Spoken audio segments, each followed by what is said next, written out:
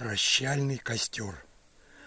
В краю лесов, полей, озер мы про свои забыли годы.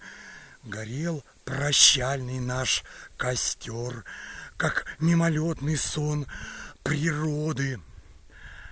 И ночь, растраченная вся на драгоценные забавы, редеет выше, вознося небесный купол полной славы. Прощай, костер, прощайте все, кто ныне был со мною рядом, кто воздавал земной красе почти молитвенным обрядом.